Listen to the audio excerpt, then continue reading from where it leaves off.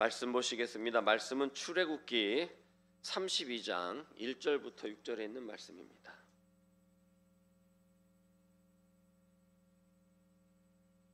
출애굽기 32장 1절에서 6절에 있는 말씀. 제가 가진 성경은 구약 131페이지입니다.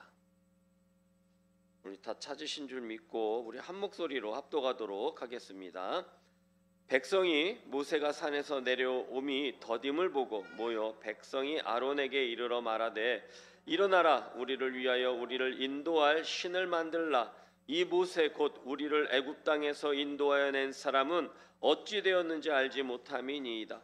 아론이 그들에게 이르되 너희는 아내와 자녀의 귀에서 금귀고리를 빼어 내게로 가져오라. 모든 백성이 그 귀에서 금귀고리를 빼어 아론에게 가져가며 아론이 그들의 손에서 금고리를 받아 부어서 조각칼로 새겨 송아지 형상을 만드니 그들이 말하되 이스라엘아, 이는 너희를 애굽 땅에서 인도하여 낸 너희의 신이로다 하는지라.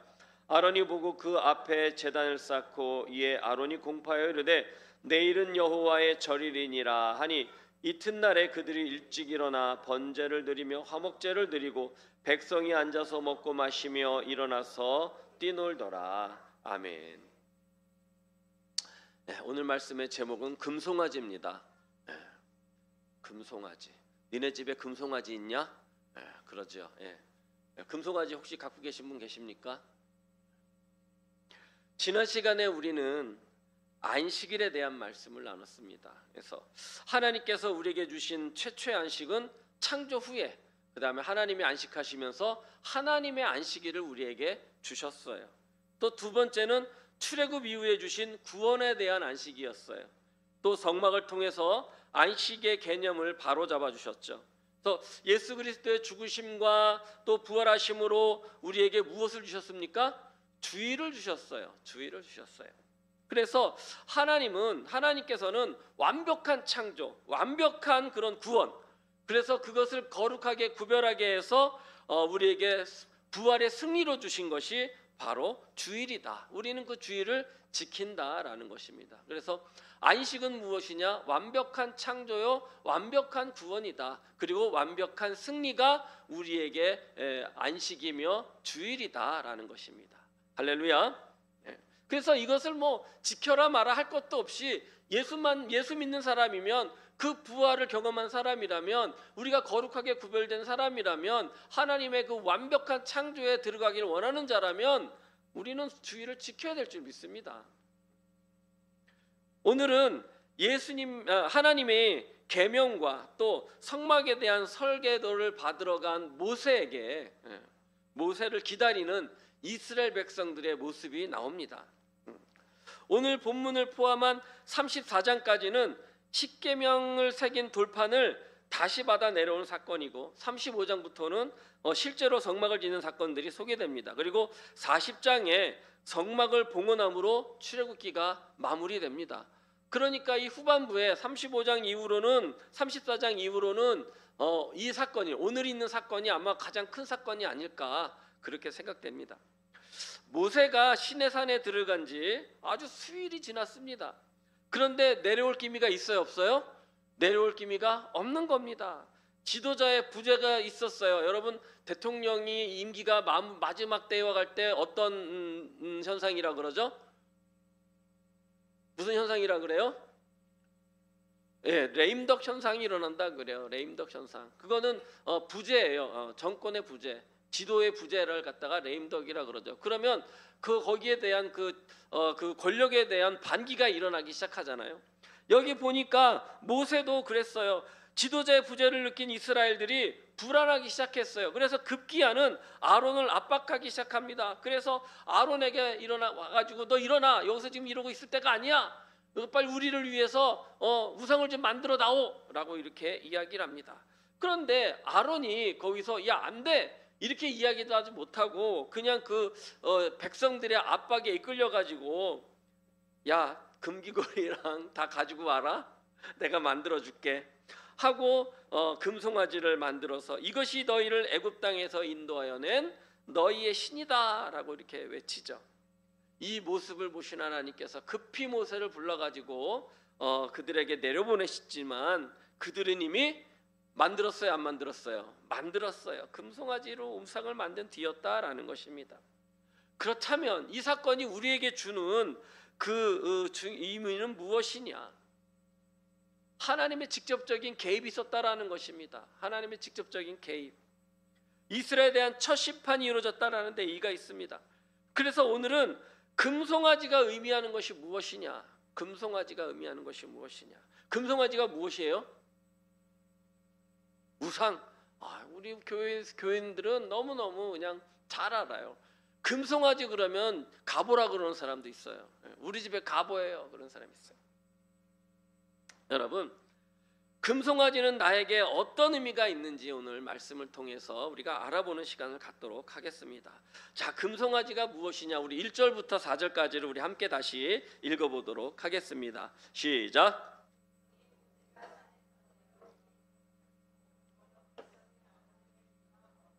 일어나라, 우리를 위하여 우리를 인도할 신을 만들라. 이 모세 곧 우리를 애굽 땅에서 인도하여 낸 사람은 어찌 되었는지 알지 못함이니라.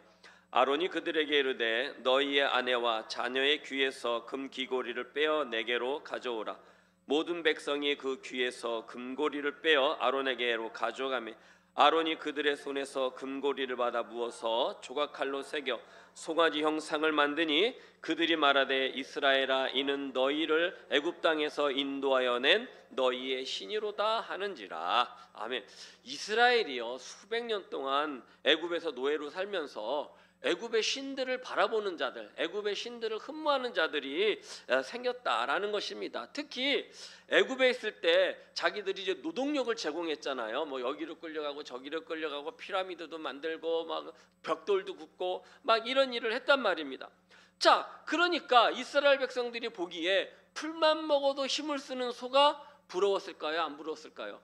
야, 저 소가 한 마리 우리 집에 있었으면 내가 좀 애굽의 노동력을 더 많이 제공하고 밥이라도 더 타오지 않았을까, 고기라도 한 점 더 타오지 않았을까, 이런 생각을 아마 했었을 것이다 라는 것입니다. 그래서 이스라엘 사람들이 어떤 그 우상을 만드느냐 보니까 애굽의 황소의 신의 형상을 만든 그 닮은 그런 신을 만들었다라는 것입니다. 애굽에 있는 황소의 신이 있는데 그 황소의 신 이름은 아피스예요. 아피스. 근데 이 아피스는 어떻게 생겼냐면 여러분들이 아마 그림이나 아니면 영화에서 한 번씩 본 기억이 있을 거예요. 뿔과 뿔 사이에 동그란 원형이 달려있는 그런 소의 모양을 보셨을 거예요. 그것이 아피스라고 하는 소의 신인데 그게 해예요. 해를 떠받치고 있는 게 바로 이 황소의 신이다라는 것입니다. 그런데 여러분, 우상이 뭡니까? 우상이 뭐예요? 네, 여러분 너무 잘 알고 계시잖아요. 그거예요. 그런데 오늘 말씀을 자세히 들여다보니까 또 하나 우상이 어떤 것인지를 이야기하겠는데 그것이 뭐냐면 약한 부분. 나의 약한 부분이 우상이 되더라라는 것입니다. 여러분, 자신들의 약한 부분을 자연이나 아니면 어떤 현상들에게 빗대어 가지고 이들은 섬겼다라는 것입니다. 그러니까 우상은 나의 약점이자 거울이다라는 것입니다. 좋게 말하면 아픈 손가락이다, 이런 이야기겠죠. 이들은 아무 형상이든지 만들지 말아라, 그런 출애굽기 20장 4절에 있는 말씀을 벌써 다 잊어버렸다라는 것입니다. 그래서 아론더러 일어나라 하면서 애굽에서 보았던 신들처럼 우리 눈에 보이고 우리 눈에 만져지고 그리고 다가가서 봐도 죽지 않는 그런 신을 만들어라, 이렇게 이야기했어요. 죄송합니다. 목이 좀 제가 쉬어가지고 여러분 듣기가 좀 많이 불편하신데, 근데 제가 이 음역대 말고 낮은 음역대를 쓰면 할렐루야 이러면 여러분들이 좀 듣기가 더 좀 느끼해질까봐 좀 이해하고 들으시길 바랍니다. 자, 그래서 그렇게 죽을 염려 없는 그런 신을 만들어 달라. 40일이 다 되도록 이런 방구 소식조차 안 들리는 그런 신 말고 정말 내 앞에서 보여서 나를 재밌게 놀고 먹게 하고 춤추게 하는 그런 신을 만들어 달라, 이렇게 요구했다라는 것입니다. 아론도 역시 오랜 기다림에 지쳐 있었는지는 모르겠습니다. 그들의 요구를 거부해야 됨에도 불구하고 거부하지 못했다라는 것입니다. 그들 중에 누구보다도 하나님께 가까이 갔었고 그 명령을 거역해서는 안 된다라는 것을 뻔히 알고 있음에도 불구하고 아니 아예 그렇게 하면 안 된다라고 백성들에게 가르쳐야 될 그 위치에 있는 자신임에도 불구하고 군중들의 기세에 압도돼 가지고 단호한 그렇게 태도를 취하지 못하고 이끌려갔다라는 것입니다. 그의 우유부단함은 결국 어떻게 됐습니까? 미련하고 어리숙한 이스라엘 전체를 우상 숭배의 죄로 빠뜨리게 하였다라는 것입니다. 그러면 금송아지는 어떤 의미를 가지고 있는가? 우리 7절부터 보시겠습니다. 7절부터 10절입니다. 시작. 여호와께서 모세에게 이르시되 너는 내려가라. 내가 애굽 땅에서 인도하여 낸 내 백성이 부패하였도다. 그들이 내가 그들에게 명령한 길을 속히 떠나 자기를 위하여 송아지를 부어 만들고 그것을 예배하며 그것에게 제물을 드리며 말하기를 이스라엘아 이는 너희를 애굽 땅에서 인도하여 낸 너희의 신이라 하였도다. 여호와께서 또 모세에게 이르시되 내가 이 백성을 보니 목이 뻣뻣한 백성이로다. 그런즉 내가 하는 대로 두라. 내가 그들에게 진노하여 그들을 점하라. 너를 큰 나라가 되게 하리라. 아멘. 10절 보니까 야 그냥 내버려 둬라. 그들은 그들대로 그냥 진멸하고 내가 너만 따로 불러서 너로 하여금 뭐를 만들어준다고요? 큰 민족을 만들겠다. 이렇게 말씀하십니다. 이제 큰일 났어요. 이스라엘 백성들은 하나님의 진노를 받아서 이제 멸망당할 위기에 처했다라는 것입니다. 아까 우상은 자기의 약점이다, 거울이다 이렇게 말씀드렸습니다. 금송아지는 결국 우리의 두려움, 욕망, 결핍 이런 것의 반영인 것이에요.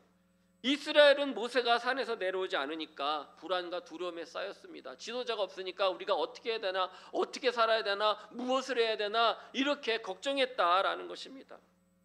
여러분 우리도 그렇게 살아요. 우리 무엇을 먹어야 되냐, 어떻게 살아야 되냐, 어떻게 벌어야 되냐. 야 요즘 먹을 것도 없는데 뭘 사 먹여야 될지 모르겠어. 경제는 이렇게 막 위험한 곳을 치달아가는데 트럼프 때문에 세계 경제가 지금 막 흔들리고 있는데 야 어떻게 살아야 되냐. 정치도 그런데 야 이거 어떻게 해야 되냐. 맨날 치고받고 싸우고 우리나라라고 그러고 또 다른 나라도 그러고 다른 나라 가니까 막 그냥 전쟁만 일어나고 야 이젠 살 희망이 없어 이렇게 되잖아요. 바로 이스라엘 백성들이 그런 두려움에 휩쓸렸다라는 것입니다. 에스겔서 14장 3절에 이렇게 말씀하십니다. 인자야 이 사람들이 자기 우상을 마음에 들이며 죄악의 걸림돌을 자기 앞에 두었으니 그들이 내게 묻기를 내가 조금인들 용납하랴 이렇게 말씀하셨다라는 것입니다. 하나님께서 에스겔 선지자에게 하신 말씀인데 우상은 어디서 오느냐? 외부에서 오는 게 아니라 내 마음속에서 나온 것이다 라고 말씀하는 것입니다. 네 마음속에 우상을 두었으니 내가 그들을 누구 하나라도 용서할 수 있는지 네가 봐라 이렇게 말씀하시는 것입니다. 그러면 여러분 우상이 무엇입니까? 바로 우리의 욕심과 탐심과 두려움인 것입니다. 골로새서에서도 이렇게 말씀하십니다. 욕심은 인간이 가지는 약점 중 가장 큰 것인데 바로 탐심에서 나온다라는 것입니다. 우리 함께 읽어보도록 하겠습니다. 시작. 그러므로 땅에 있는 지체를 죽이라. 곧 음란과 부정과 사욕과 악한 정욕과 탐심이니 탐심이 우상 숭배라라고 말씀하고 있습니다. 그러니 우리 안에 있는 욕심과 우리 안에 있는 두려움과 우리 안에 있는 걱정과 이런 내 모습이 그대로 밖으로 내 안에 있는 게 밖으로 반영된 게 뭐라고요? 우상이라는 것입니다.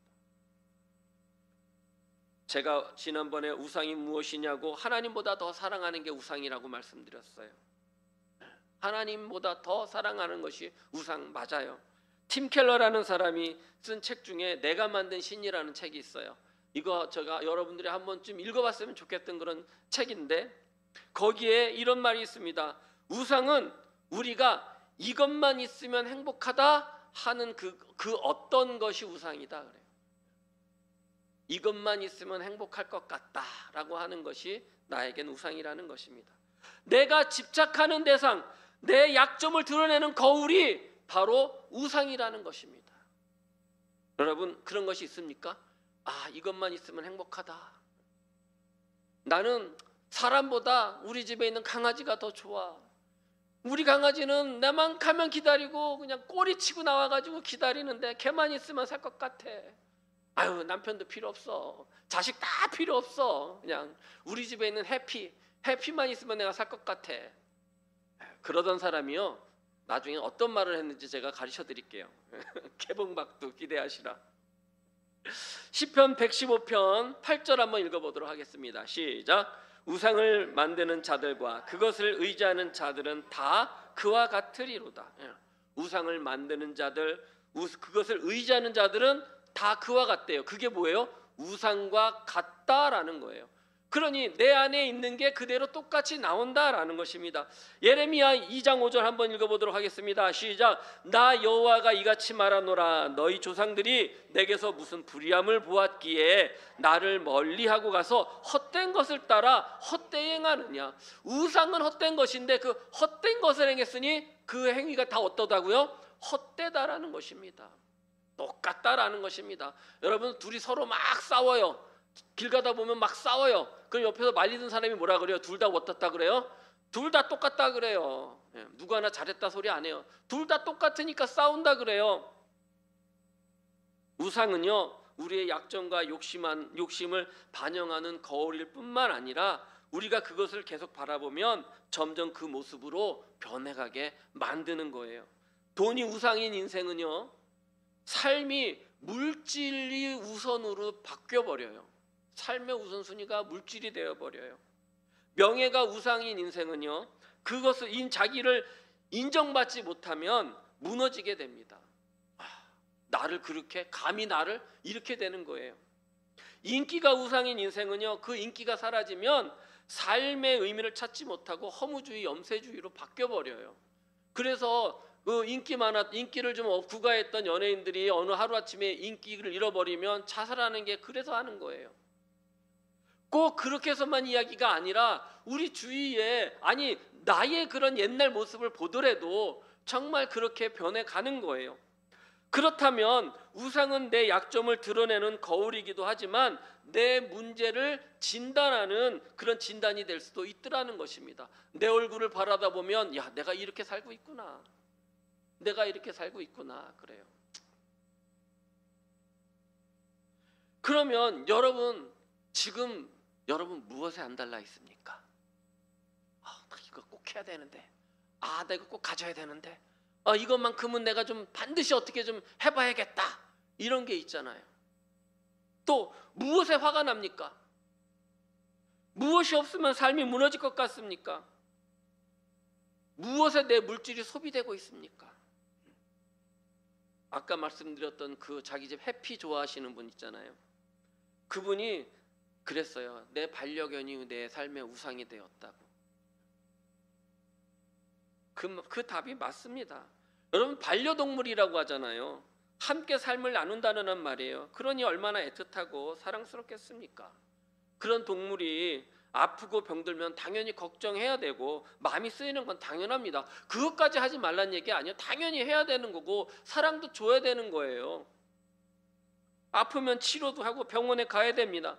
행여나 죽게 되면 슬픕니다. 하지만 거기까지인 거예요. 거기까지인 거예요. 거기에 매여가지고 맨날 그냥 밤이면 밤마다 그냥 돌아가신 그 해피 사진, 영정 사진을 붙잡고 우시는 분이 계셔요. 나를 두고 네가 떠나갔느냐? 네가 건너갔으니 내가 곧 쫓아갈게. 그러면서 이 프로필에다가 막 그냥 장문의 편지를 썼어요. 장문의 편지를 누구한테 썼어요? 해피한테 썼어요. 그러다가 어느 순간에 말씀에 깨달으신 거예요. 그분이 해피가 나의 우상이었다. 그리고 또 강아지를 사시더라고요. 그 다음엔 안 그러시겠죠. 안 그러시겠죠. 네. 여러분, 하나님께서 창조하실 때 각각 동물마다 연수를 정하셨어요. 연수를 정하셨어요. 그래서 때가 되면, 연수가 차면 서로 헤어져야 되는 게 당연한 겁니다. 그 사실을 인정하고 받아들여야 되는 것이죠. 그 이상이면 우상일 수밖에 없는 거예요. 이 점을 조심해야 될 줄 믿습니다. 그렇기 때문에 그 우상이 내 거울이 되어서는 안 된다라는 것입니다. 우리는 하나님 말씀만이 참된 거울이 되어야 될 줄 믿습니다. 그래서 그 말씀의 거울에 나를 비추어 놓고 보면서 그 말씀이 아니라면 그 자리에서 서는 것이고, 말씀이 가라 하면 우리는 그 앞으로 전진해야 될 줄 믿습니다. 그래서 우상 대신의 말씀, 우상 대신의 하나님의 말씀을 바라볼 때 우리는 하나님을 닮아갈 수 있는 것입니다. 헛된 것에 헛된 것이 되는 것이 아니고, 정말로 그와 똑같은 그런 삶을 사는 것이 아니라 오직 하나님의 말씀을 따라 하나님을 닮아가는 그런 삶을 사시는 저와 여러분들이 되시기를 축원을 드립니다. 시편 119편 105절 말씀입니다. 우리 함께 읽어보도록 합니다. 시작. 주의 말씀은 내 발의 등이요 내 길의 빛이니이다. 주의 말씀을 따라갈 때 내 발의 등이 되고 내 길의 빛이 되는 것입니다. 옛날에요, 옛날 시골집에 정전이 나면 불이 나간다 그러잖아요. 요즘은 정전이라는 아주 이 고상한 말이 있었는데, 옛날에는 다 불이 나갔다 그랬어요. 근데 불이 나가면 어딜 가야 돼요? 두꺼비 집을 찾아가야 돼요. 근데 두꺼비 집이 어디 있어요? 바깥 대문이나 아니면 창고 안에 있는 그 처마 밑에 어두운 데 있단 말이죠. 그런데 초라도 있으면 좋은데, 초가 없으면 그 깜깜한 밤에, 그 달도 별도 없는 밤에 벽을 더듬어서 가야 된단 말이죠. 근데 거기다가 뭐를 넣냐면은 그 납주를 넣어야 되거든요. 그거 없으면 철사로 일단 응급처치를 해야 돼요. 이렇게 S자로 구부려 가지고. 그게 안 보이면은 막 어쩔 수 없는 거예요. 근데 후라시라도 있으면 어떻습니까? 그때는 세상을 다 얻은 것 같죠. 야, 후라시 가져왔나? 그러면 후라시 딱 켜가지고 가면 다 그냥 해결되는 거잖아요. 하나님의 말씀이 내 발에 등불이고 내 길에 빛이 되는 줄 믿으시기를 바랍니다. 그러면 이스라엘의 거울은 어떤 거울이었느냐? 이스라엘의 약점은 어떤 것이었느냐? 여러분, 백성들은 아론이 무엇을 하려는 줄 알았어요. 나한테 이미 오는 거예요. 아론아, 지금 네가 누워있을 때냐? 당장 일어나라. 그랬을 때 이미 눈치를 챘단 말입니다. 보이는 신을 만들어 준다 그러니까 아까운 게 없었어요, 이스라엘 백성들이. 그래가지고 보이지 않는 하나님이 아니라 보이는 우상이라면 가지고 있는 보물이라도 아깝지 않게 다 그냥 금부치들이 나왔다라는 것입니다. 요즘 금이 한 돈에 막 70만 원을 육박해요. 35만 원 할 때 사놓을 걸.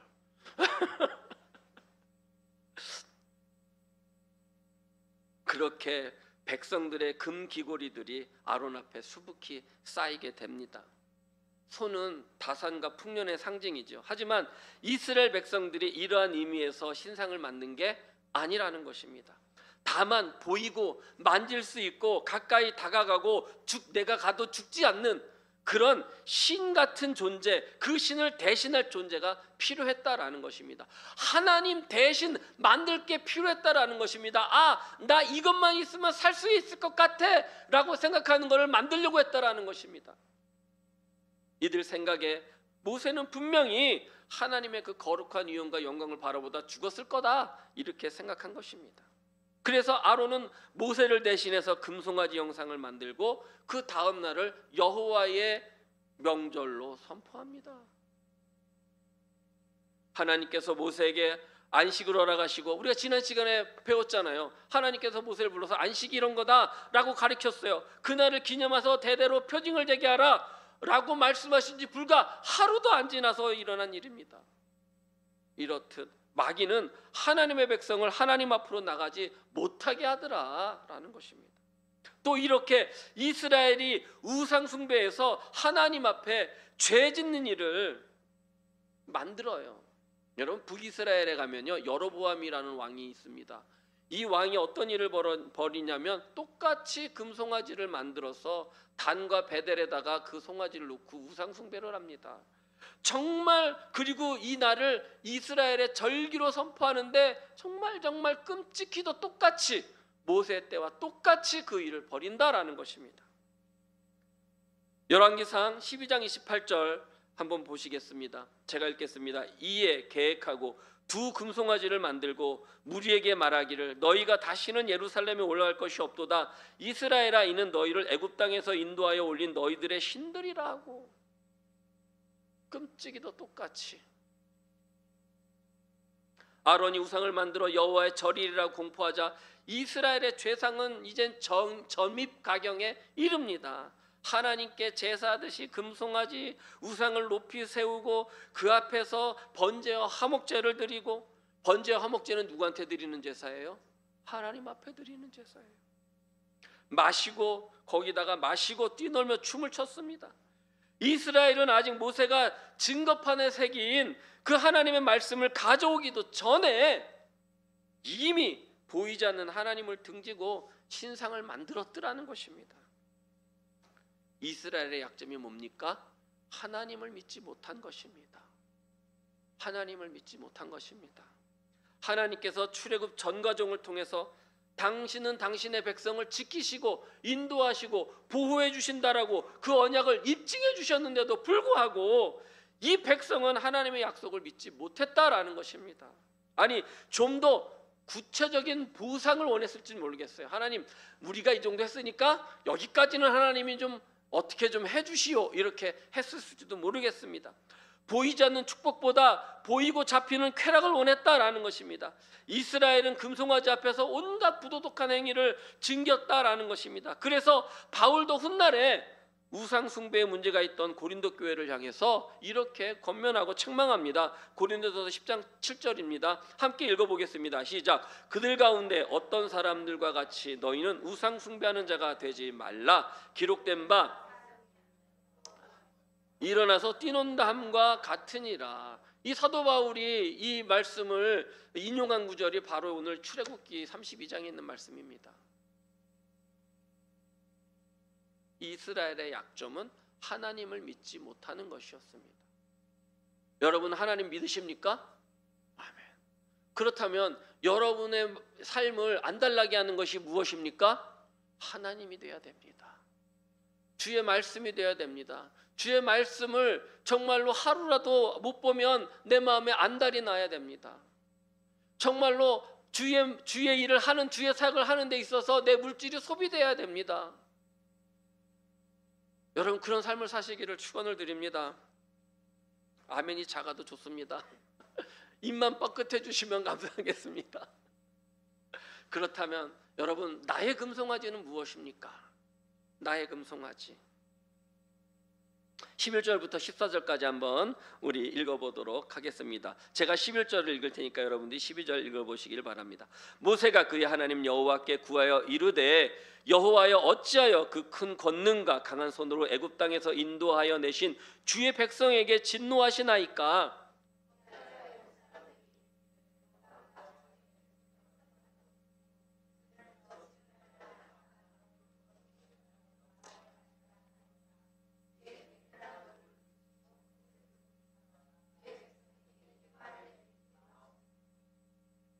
주의 종 아브라함과 이삭과 이스라엘을 기억하소서. 주께서 그들을 위하여 주를 가리켜 맹세하여 이르기를 내가 너희 자손을 하늘의 별처럼 많게 하고 내가 허락한 이 온 땅을 너희의 자손에게 주어 영원한 기업이 되게 하리라 하셨나이다. 여호와께서 뜻을 돌이키사 말씀하시나를 그 백성에게 내리지 아니하시니. 아멘. 여러분, 하나님께서 어떻게 하려고 하셨다고요? 어떻게 하려고 하셨다고요? 13절에 이스라엘을 멸하시고 모세만 들어서 너로 다시 민족을 이루겠다, 이렇게 말씀하셨어요. 그래서 모세가 하나님의 그 말씀을 듣고 깜짝 놀랐어요. 저 이스라엘 백성, 불쌍한 저 백성, 하나님의 백성 하나님께서 버리시면 어떡합니까? 하나님께서 어찌하여 그 벌을, 그 화를, 그 심판을 저들에게 내리려고 하십니까? 라고 중보하는 내용이에요. 심판을 행하시려는 하나님을 모세가 백성을 위해서 간구합니다. 모세는 하나님께서 말씀하신 그 언약, 아브라함에게 약속하신 그 언약을 근거로 그냥 무대뽀적으로 간 거죠. 하나님, 저 살려주세요. 저 불쌍한 백성들 살려주세요. 하나님이 너희 자손을 하늘의 별처럼 많게 하고 허락한 땅을 우리 자손에게 준다고 약속하지 않으셨습니까? 그 약속을 이루게 해달라, 그렇게 아주 그냥 간절히 중보를 합니다. 7절에 보시면 하나님이 이렇게 진노를 하셨습니다. 7절 한번 띄워줘 보시겠습니까? 여호와께서 모세에게 이르시되 너는 내려가라. 내가 애굽 땅에서 인도하여낸 내 백성이 부패하였도다. 이렇게 말씀합니다. 무슨 하나님의 진노가 있나요? 보세요. 7절 다시 띄워주세요. 하나님이 이스라엘을 내 백성이라고 하셨어요? 내 백성이라고 하셨어요? 이미 여기서부터 하나님은 이스라엘 백성을 버리시기로 작정하셨습니다. 이 전까지는 하나님 뭐라고 하셨습니까? 내 백성이 되리라. 너희는 내 제사장이 되리라. 내 백성이 되어야 된다라고 그렇게 말씀하셨던 하나님께서 오늘 이 부패하고 우상을 숭배한 이 이스라엘 백성들에게 뭐라고 말씀하시냐면 네 백성이라고 말씀하십니다. 그러므로 우상 숭배는 하나님을 대적하는 끔찍한 죄다라는 것입니다. 이제 이 백성들에게 남은 건 광야 가운데서 멸망하는 길밖에 다른 길은 없게 된 겁니다. 우상 숭배에 대한 죄의 값은요 멸망입니다.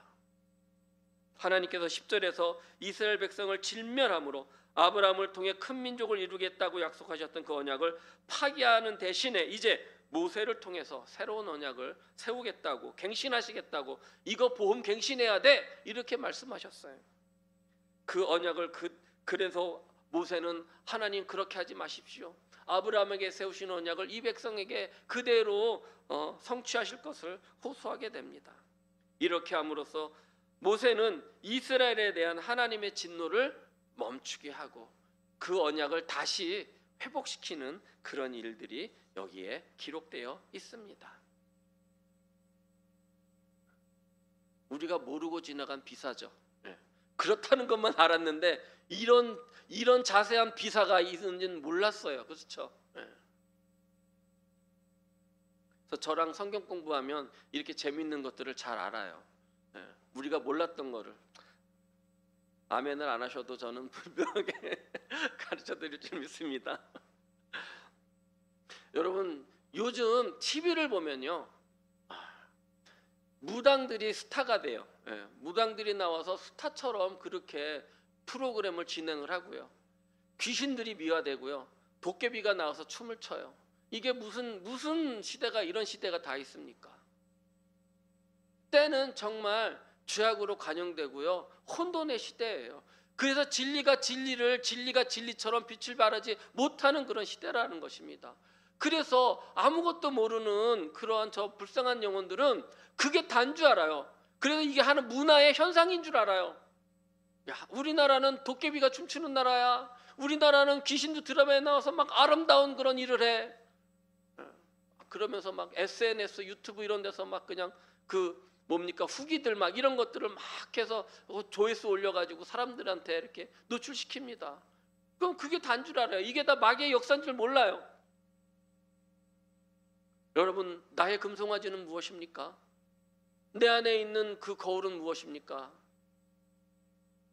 우상은 내 죄의 거울이고 내 약점의 거울입니다. 이스라엘은 보이는 것을 위해 손에 잡히는 것을 위해 쾌락을 위해 송아지 형상을 만들었습니다. 우리에게도 하나님의 평안이 아닌 하나님의 말씀이 아닌 쾌락과 안락을 위해 보이는 것, 손에 잡히는 것을 바라고 있지는 않은지 이 시간 돌이켜볼 수 있기를 축원합니다. 혹시 이런 약점들을 발견하셨다면 이 시간 기도와 말씀으로 무장함으로 떨쳐버리시기를 바랍니다. 그래서 나를 통해 우리 가정을 통해 또 우리 교회와 직장을 통해서 하나님께서 그 아브라함에게 약속하신 그 언약과 축복이 오늘 이 시간 우리에게도 나에게도 우리 가정에게도 우리 교회에게도 동일하게 그렇게 이루어지기를 그렇게 동일한 역사가 일어나기를 주님의 이름으로 축원을 드립니다. 다시 한번 축원을 드립니다.